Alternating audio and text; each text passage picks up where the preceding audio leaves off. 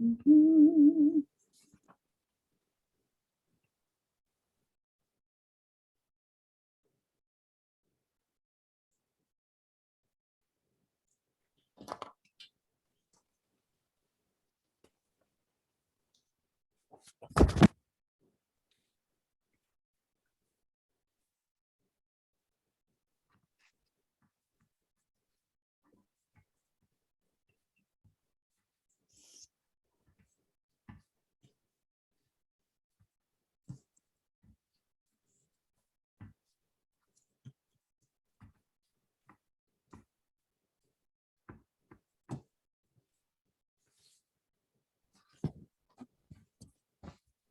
We're just going to wait and let everyone join us here.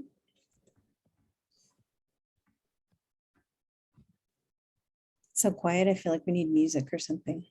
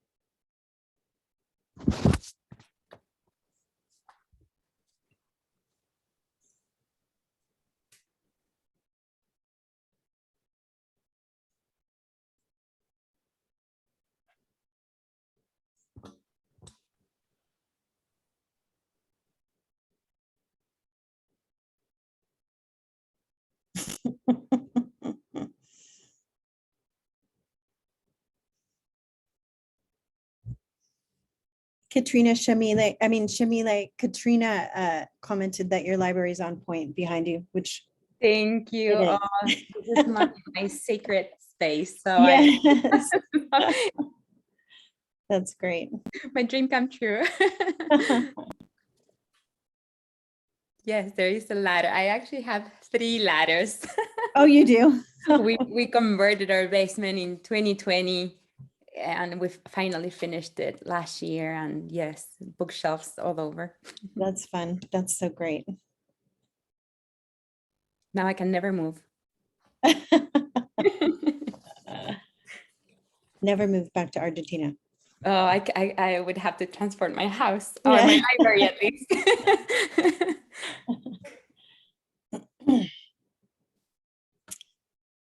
All right. Well, I think that we will go ahead and begin so that we can remain right on time. Welcome again, everyone. As you may remember, the closed captioning has been enabled. So if you need that, or if you need the transcript, that's available to you through the Zoom settings. And let me, like Katrina, just check and make sure I'm not forgetting anything. We will have, if we have time, we'll have a short Q&A at the end. So do post your questions in the chat and we'll save them. And if that's difficult for you, you can use the raise hand icon at the bottom of the Zoom screen. So I am very excited to introduce to you our guest author today. Chamille Mendes is a football obsessed Argentine American. She's a Pura Belpré gold medalist for her YA novel Furia, which I hope some of you have read, all of you. She lives in Utah now with her Puerto Rican husband and their 5 kids, 2 adorable dogs, 1 majestic cat, and an inaugural Walter Dean Myers grant recipient. She's also a graduate of Voices of Our Nations, and the Vermont College of Fine Arts MFA Writing for Children and Young Adults. She writes picture books like Where Are You From, that you can see pictured right there. Middle grade novels. My favorite is On These Magic Shores. I loved that one. And young adult, the award-winning Furia, and also adult romance, which I haven't had a chance to read. Sorry about that. I'm focused on the kids. Oh, it's not out yet, so you're fine. Oh, good. Okay, great. So Chamille is the founding member of La Musas, a first collective of women the first collective of women and non-binary Latinx middle grade and young adult authors. And we're honored to have her here to speak to us today. So Chamille. Hello, thank you everybody for joining me today. It's such an honor. This morning I was a little nervous, and my 9-year-old son Valentino on the way to school told me not to be nervous because he reminded me librarians are the best people in the world, and I know that it's true. And I felt, he's learning, he's listening to what I teach him. So that was a sweet moment for me. And if I had so many things to share with you all today, and if for any reason we're short on time, you can always contact me on my social media or through the contact form in my website, ChamilleMendes.com. And I will go ahead and share my screen with you. There you go. And since I'm with fellow book lovers and story keepers, I am going to go a full nerd mode and talk about one of my favorite topics, which is language. And my title is The Tools of Our Craft, Language, Its Evolution, Presence, and Absence. And I wanted to talk about language because language is a means of communication that not only includes the spoken auditory medium, but also writing, music, art, mathematics, written and spoken language are all means in which we as humans communicate with each other, how we bridge differences, enlarge them, and leave our mark that we were here.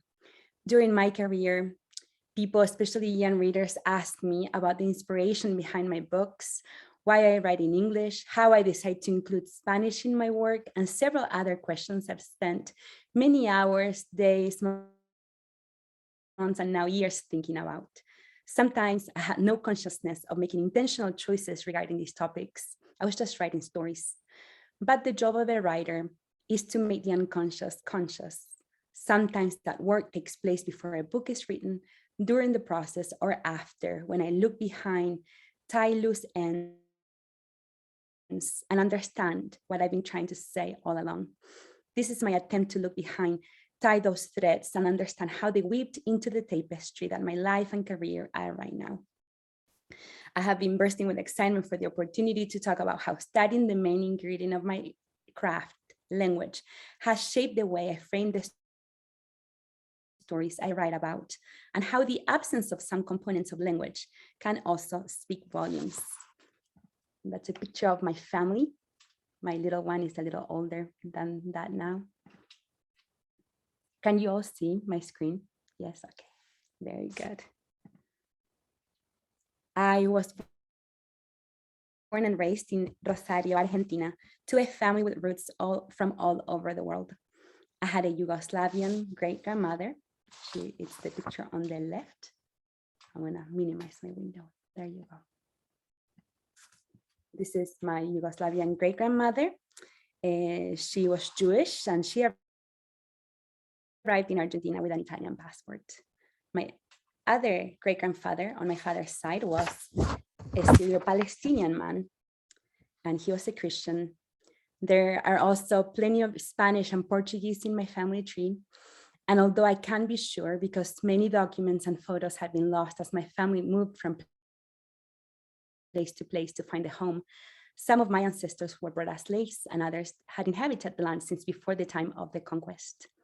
The official language of Argentina is Spanish, but it sounds a little or a lot different from the Spanish spoken in Puerto Rico, for example. That's where my husband is from. Our spoken language carries traces from Italian, the main group that immigrated to Argentina in the 1800s and 1900s, and Portuguese, perhaps because of the proximity to Brazil, our neighbors, our país hermano, and like every sibling, a rival at times. I'm the older of 4 children.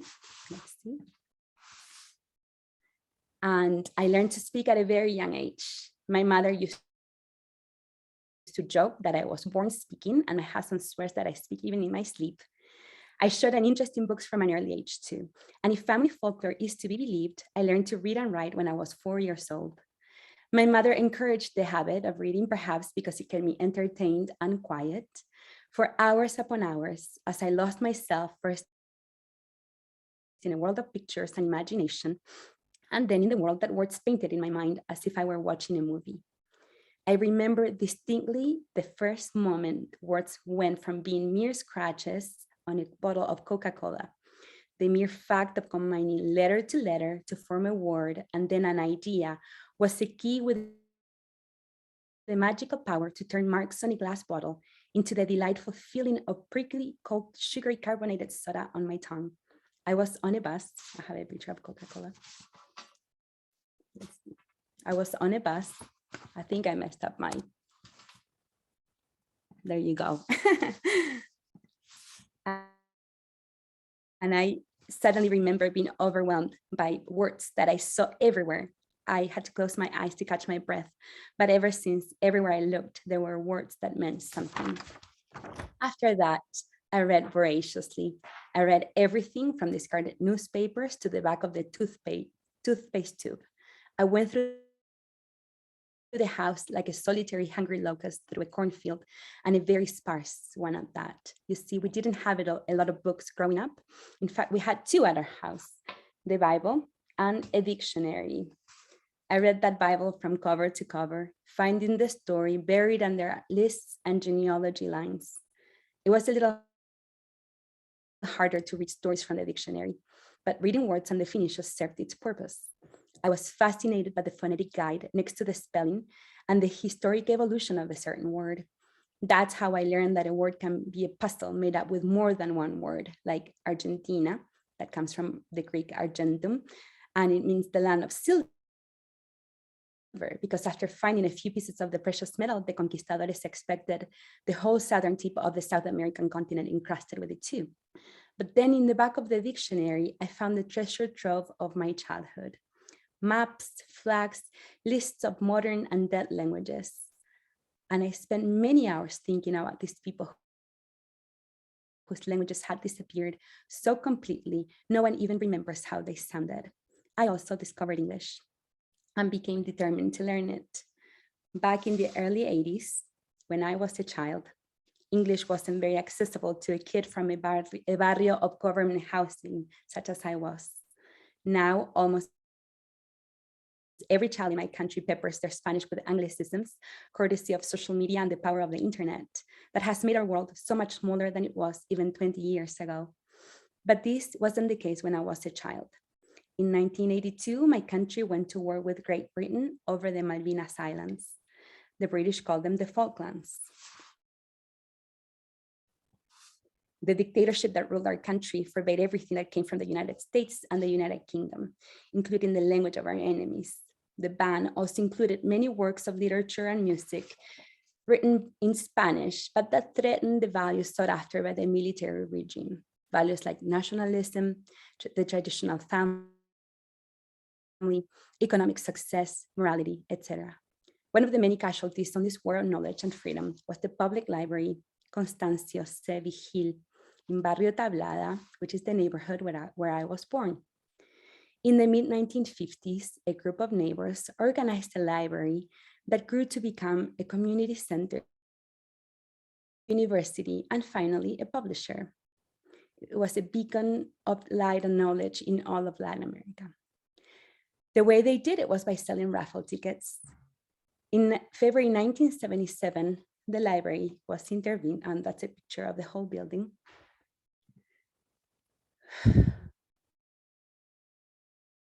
It was overtaken by the military. Librarians, teachers, volunteers were disappeared, many of them tortured and killed, or simply never to be seen again.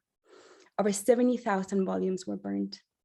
The titles included everything from Stephen King's novels to children's literature by Argentine authors like Alma Maritano, Laura de Betach, Maria Elena Walsh, who were forced to flee the country or stop writing altogether. The work survived thanks to the courageous teachers and librarians who shared photocopied bound manuscripts with each other and instilled in their students like me, a love of stories.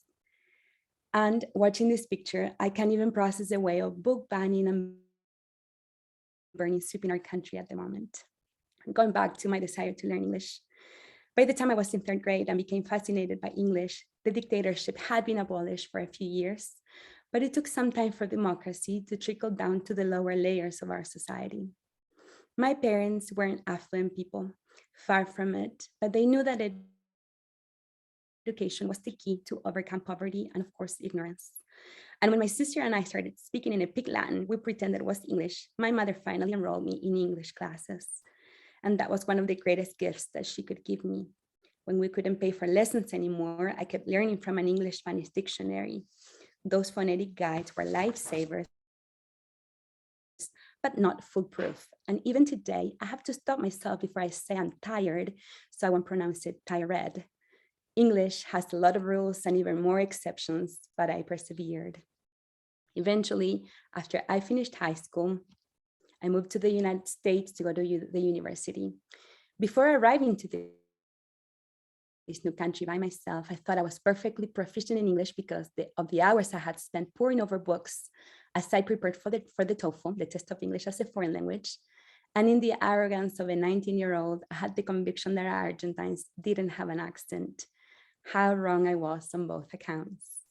As soon as I arrived, it was apparent that the language I had learned, British English, wasn't the same one my American professor spoke in Utah. I didn't understand anything that was happening around me, and I was expected to succeed in learning concepts that were as alien to me as was the language in which they were taught.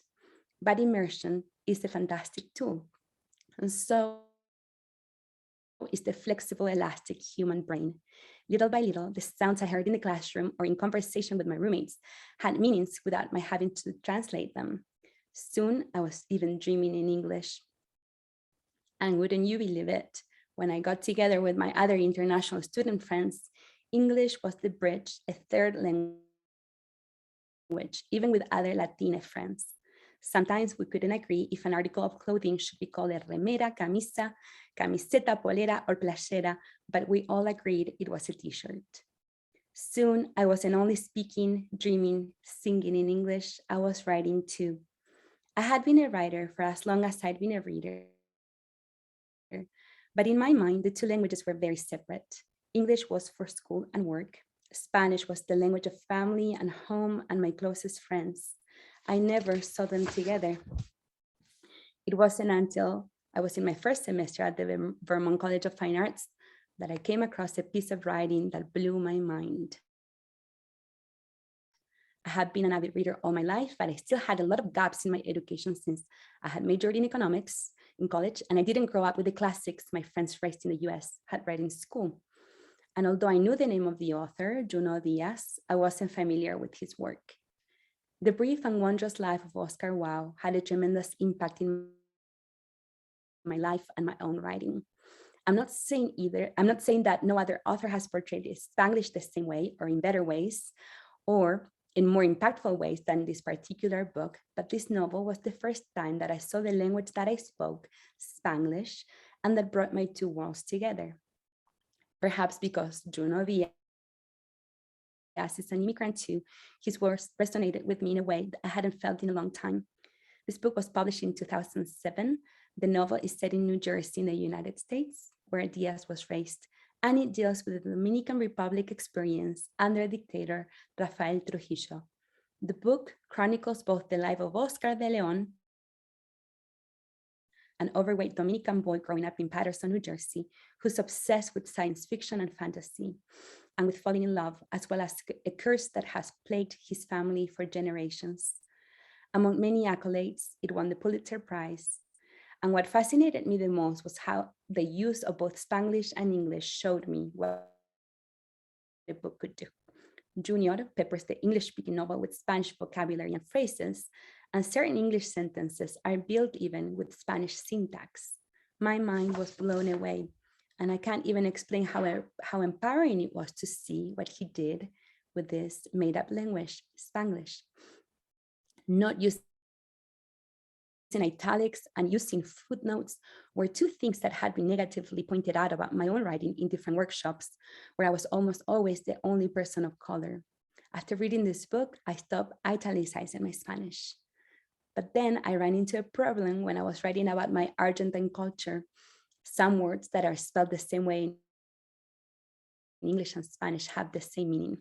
For example, when I remember being in third grade and coming back from English classes with my little notebook And there was a little group of mean girls. Mean girls exist in every culture and country and at every age group, I think, sadly.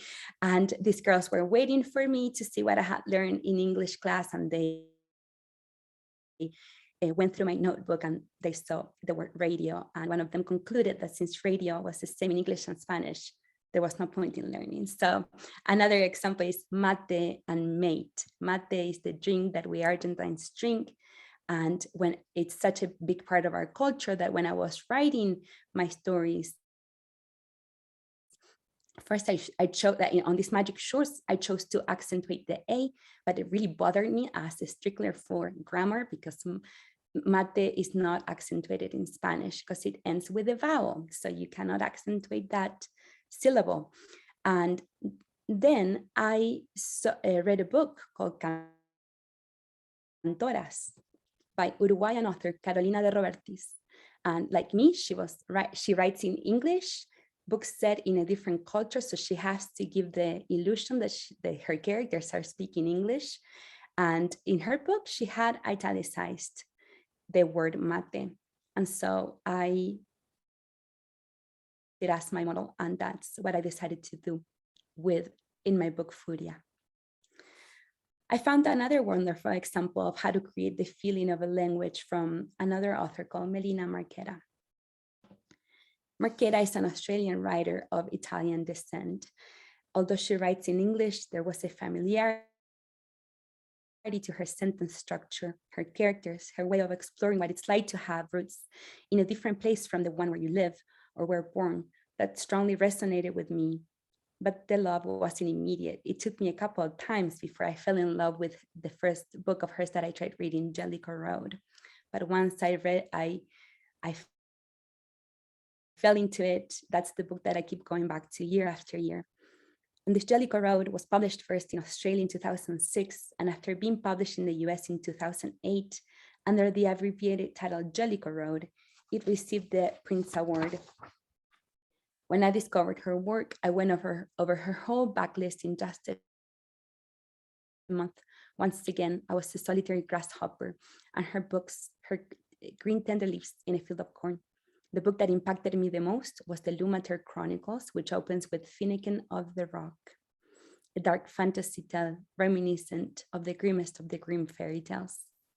The book follows the story of Finnegan and his guardian, who had been away from home in exile for 10 years, since the royal family was killed and their kingdom sealed by a curse spoken from the sorrow of one of their own. And when he is told that the heir to the throne might be alive, they must follow a young woman, Evangeline, in order to reach the prince. I will try not to spoil the book for you, but I was in awe of the world Melina created. The whole saga takes place in the land of Skaldinor, a giant continent, and it talks about the kingdoms of Lumater, Belagonia, Cherin, Sorel, Sarnak. Each of these kingdoms has its own language, religion, culture, fashion, festivals. What's even more impressive is that within Lumater, there are clear distinctions in the accent and customs of the people, depending on if they hail from the rock, the flatlands, the river, the mountain, the kingdom village, the forest dwellers, and the exiles. All the exiles. Without resorting to having the characters speak in these foreign languages, like in The Lord of the Rings or other fantasy novels, Melina just explains how Lumateran is cultural, with strong consonants. Most importantly, she shows what the language meant to these people in exile. There's a particular scene in the book that's very powerful for me. Finnegan and his mentor wander the different kingdoms trying to advocate for the Lumateran exiles when they're joined by the novice Evangeline, whom they think simple and who has taken a vow of silence. In their journey, they come across a refugee camp, and Finnegan despairs at seeing his people without homes and having to suffer all kinds of abuse for their condition of refugees. He doesn't know what to tell the Sarnak governor that will ease their situation, and then Evangeline speaks, and she breaks her vow of silence. And I quote, the voice came from behind them, a strong voice, yet hoarse, as if it were new to speech. She spoke in the Lumateran and it sent a shiver through Finnegan's body. Tell him the impostor king did not work alone, Evangeline said, making her way across the room toward them. Tell him that Lumater was never the objective, just the means. She stood by Finnegan's side with a voice. She looked different. Words put fire in her eyes in the same way music had. Later, after Finnegan had gathered the children of the exiles and told them stories from their home that they don't remember, one most of them hadn't even been born in, he and Evangeline are finally alone. He could feel Evangeline's eyes on him as the sun before them disappeared at a speed beyond running. Then I will demand that you speak Lumateran when we're alone, Evangeline said, interrupting his thoughts. Will you? He mocked. And why is that? Because without our language, we have lost ourselves. Who are we without our words? Scum of the earth, he said bitterly. In some kingdoms, they have removed all traces of Lumater from the exiles. We're in their land now and will speak their tongue or none at all. Our punishment for the pathetic course of our lives. So men ceased to speak, she said softly. Men who in Lumater had voices loud and passionate, who provided for their families and were respected in their villages. Now they sat in silence and relied on their children to translate for them as if they were helpless babes. Finnegan wondered what it did to a man who once stood proud. How could he pass on his stories without a language? And how Lumaterans love to speak, Finnegan said. Shout from the hilltops, bellow in the marketplace, sing from the barges on the river. I will stop now before I'm carried away and continue reading the rest of the book to you all, but I invite you to read Melina Marqueta's books if you haven't already. Note how even in writing about a fantasy land in a language that doesn't really exist, we can make connections to similar events and situations that have happened in our history and are still happening today. Think of how the Hawaiian language was forbidden when Hawaii became occupied by the US, same as Spanish in Puerto Rico. Think of Arizona's ban of Mexican studies in 2010, of indigenous children taken away to residential schools so they'd forget their heritage, who they were, who they are. Think of the banning of books right now, all because of fear of facing our history. When she was asked about Finnegan of the Rock, her fantasy novel, Melina Marqueta said, I was told often that I couldn't write fantasy unless I had read all the greats and knew the conventions well. But I think the first step to writing good fantasy is knowing this world we live in well. I wanted to look closely at that world where loss of faith, loss of homeland and identity, displacement of spirit, and breakdown of community are common, because these are the scenes in today's media that affect me the most. In this sense, the book is a search for identity in the same way that my other novels are. The more I read this series, the more I realized why it resonates so much with me. I too think a lot about identity and belonging, and sometimes the two languages I'm fluent in aren't enough to express what I feel and think, and I wish I could illustrate. A few weeks ago, I had the opportunity to chat with celebrated author and illustrator. I feel like Sushi Morales is one of humanity's treasures. She was telling me about her creative process when she was writing Bright Star, Lucero in Spanish. She said that when a couple of years ago, she saw images of immigrant detention centers, she felt hopeless and helpless. What could she do to alleviate the pain of so many children? A book seemed like such a small thing. She wanted to create a blanket, a warm blanket of colors, language, texture a child could feel embraced with. And that's how Lucero, Bright Star, was born. She also brought up the point that even though a lot of children she wanted the book to reach came from Spanish-speaking homes, there were many of indigenous backgrounds whose language she couldn't speak, but she hoped that at least they could feel the warmth of the illustrations and the musicality of the words she'd chosen for the story. Although people from my culture mostly communicate in Spanish, language for which sometimes we're marginalized, here's a reminder that Spanish is the language of our conquerors and oppressors, that many of us have lost the languages of our people, while many indigenous nations around the world are fighting to hold on to their languages. But language is a living entity, and living things strive to survive even in spite of the odds against it.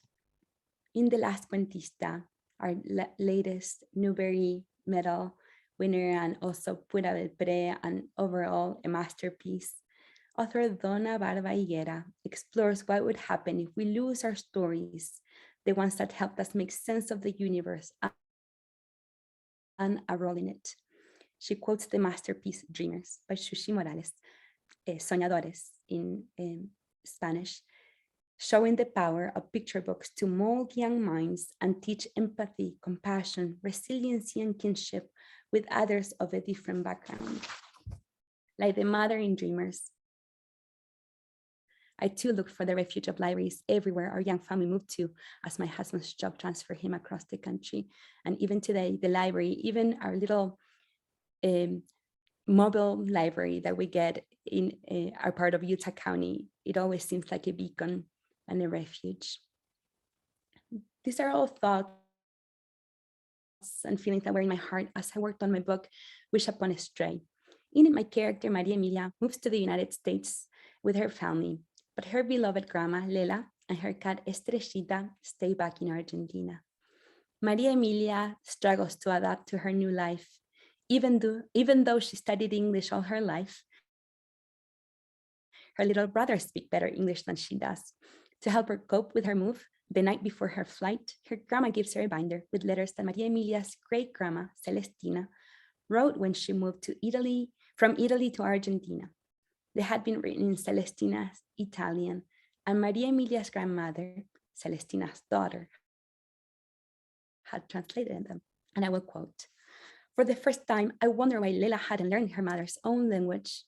Besides the language, what else from our heritage had been lost across the ocean and the passing of time?"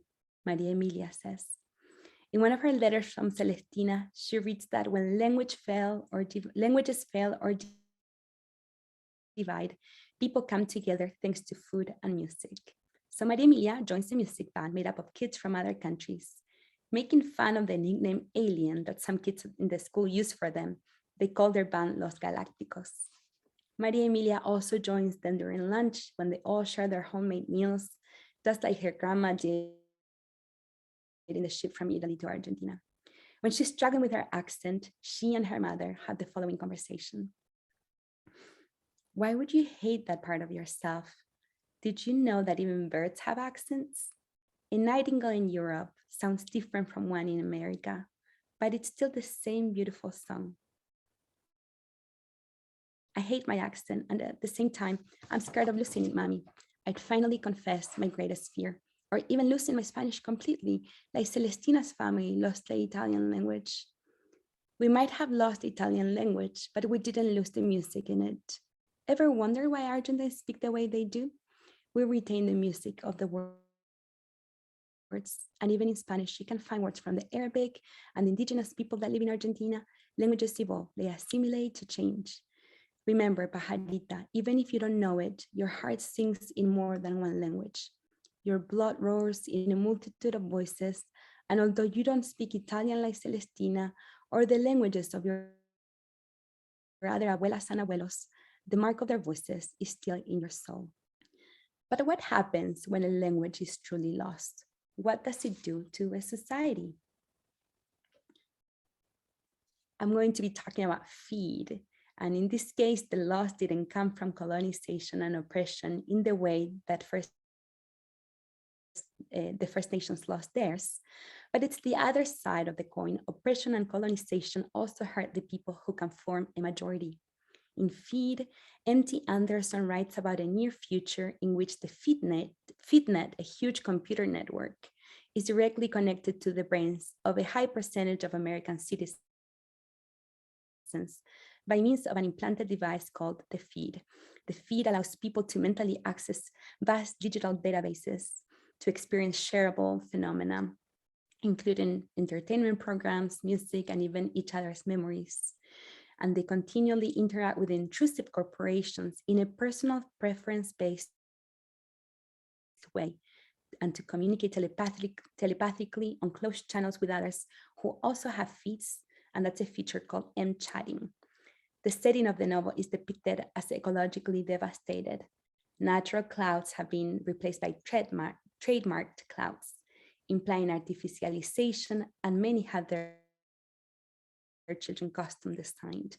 The corporations responsible for the feed have immense power and even run the school system, which is now known as school trademarked.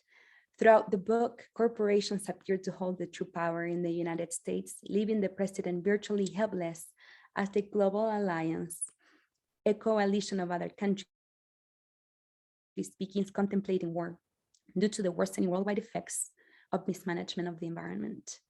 One of the main themes of the book are consumerism and language, or what happens when humans lose the ability to communicate because of human dependency on the feeding them words, kind of like predictive text.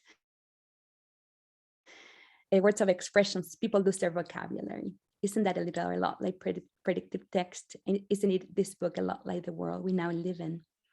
It was so interesting to me to see the divide between those who have the feed implant and those who don't.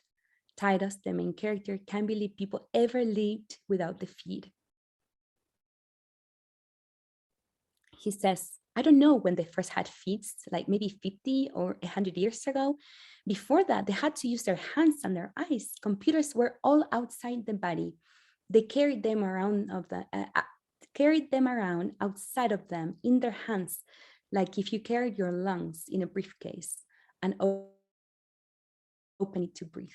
But the feed came with a steep price, and it eventually took his language away. And there's a very powerful scene towards the end of the book when he's losing his best friend. And he says, I wanted to say something to cheer her up. I had a feeling that cheering her up might be a lot of work. I was thinking of how sometimes trying to say the right thing to people, it's like some kind of brain surgery, and you have to tweak exactly the right part of the lobe. Except with talking, it's more like brain surgery with old rusted skewers and things, maybe like those things you used to eat lobster, but brown. And you have to get exactly the right place, or you're touching around in the brain. But the patient, she keeps jumping and saying, ow, end quote. There are a lot of schools of thought that have analyzed the power of language to change awareness, and others propose the opposite, that language comes after awareness. And it's a little bit like the chicken and the egg dilemma, but it's another aspect of language that I think about a lot. Like I think about the short story, The Story of Your Life and Others by Ted Chiang. And the book was adapted into the movie Arrival, starring Amy Adams. In the movie, it features the arrival of alien ships and the attempts of humanity to communicate with beings so different from humans that there is absolutely no common ground and no shared history. The story, a novella, is narrated by linguist Dr. Louise Banks the day her daughter is conceived.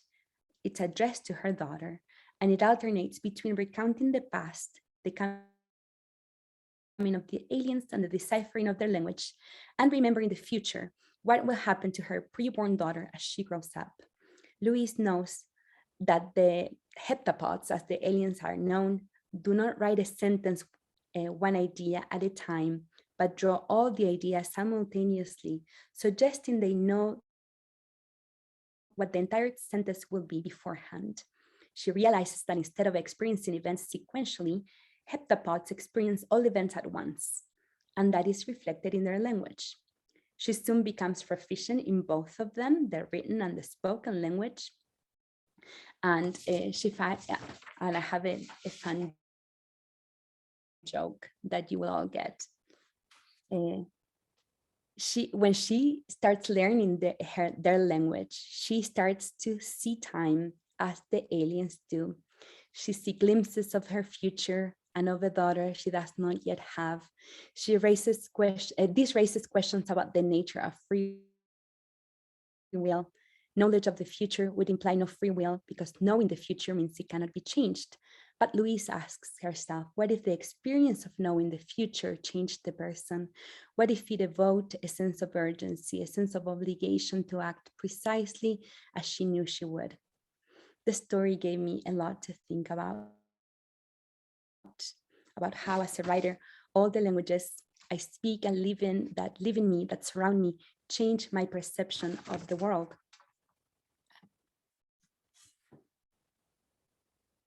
Many times, especially during the last couple of years, I have wondered what the purpose of writing children's book is. But when I look at the shelves at libraries and bookstores and listen to my colleagues share their work, I realize we live in a revolutionary time of storytelling. Although there is still so much work to do, there hasn't ever been such a varied and diverse canon of stories. Our main target audience, children, need to acquire the language to produce the thoughts that will change the world for the better. They need the script to explore situations that are difficult. They need the scripts to express themselves. Author Laurel Snyder said that the hardest work about writing for kids is that we're using a language we don't speak anymore.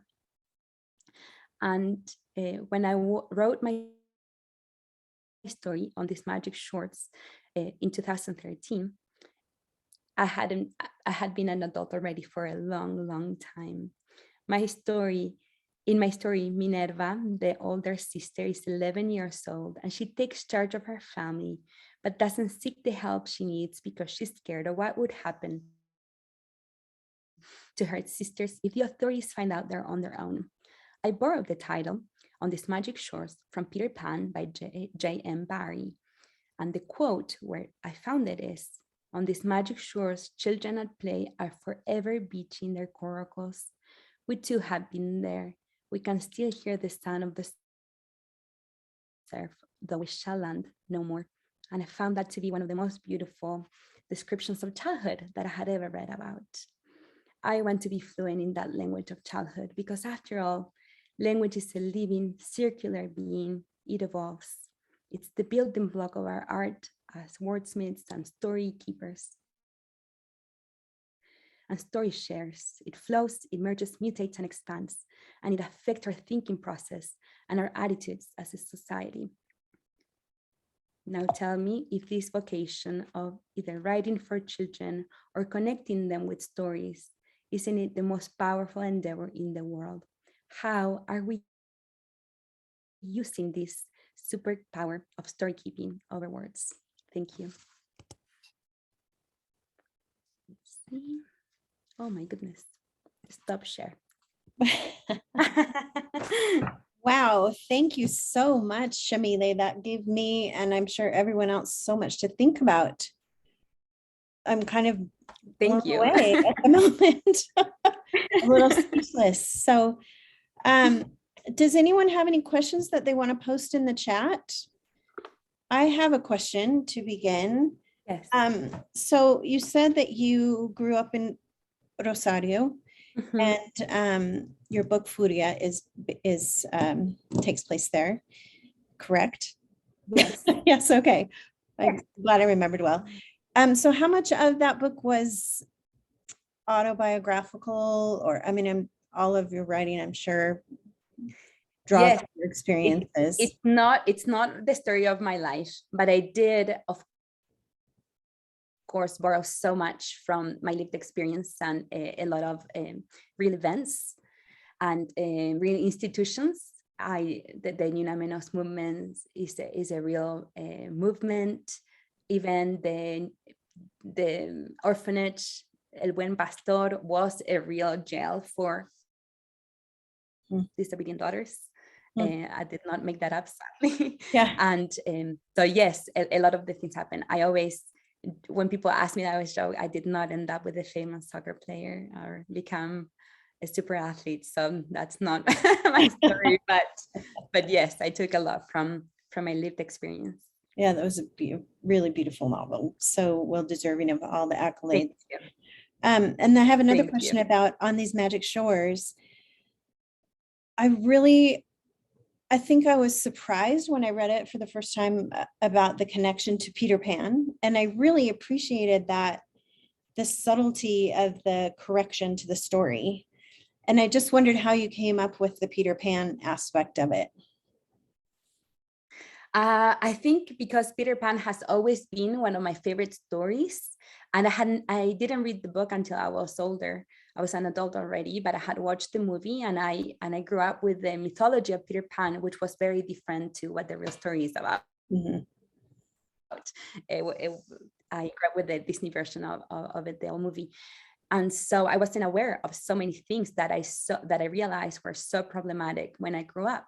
But I wanted to portray the value that there is in informational texts that were so important to me as a young reader, Mhm. but that made me into the reader and the writer that I am, but that I can still show its flaws. And there are multiple texts that have evolved from the mythology of Peter Pan and the boy that doesn't grow up into more appropriate Mhm.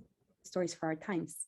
And I also wanted to talk about how some children don't ever have the luxury of not growing up, that they hardly ever have a childhood. Mhm. And it's always the same kind of children that have that experience, but they all deserve to have a full childhood. Mhm. And so those were all thoughts that were in my mind, and sometimes I don't know how ideas would together. Yeah. I have all these fragments in my mind for sometimes years and years, and then they all come together. It was really beautiful. If everyone who's listening hasn't read that novel, you need to read that one. It made me think of, have you read Cynthia Latish Smith's Sisters of the Neversea? Yes. Yeah. Yes, I was just going to mention it. That's And too the bad. title was this, I was blanking on the title, so I'm like, I'm gonna butcher it. So thank you for mentioning it. Yes. Great. Yes. Does anyone else have any questions? We're just about ready to move on to our next session. Thank you, Okay, Chamille. again, if you have a question later, you can contact me on diverse channels, and I will reply to you. Wonderful. Thank you so much. Really, it was just exactly what I needed to hear. I feel motivated and inspired and awestruck all at the same time. So Thank you so much. This was my pleasure. thank you very much. Thank you, everybody, for all your work. All right, everyone, I'm about to post the chat to the next links. Let's make sure they all got there. So this is another one where you can choose the Children's Bookapalooza, which is all about diverse books for children and favorite books that we've read in the last year or so. Lisa Grant and I will be doing that one. And then there's the Teen Bookapalooza. It looks like you might have to copy the link instead of click on it. I don't know why that happened, but let's see. Look at that. How fun. So we will see you all in 5 minutes at the next session. Thanks again. Bye. Thank you, everybody.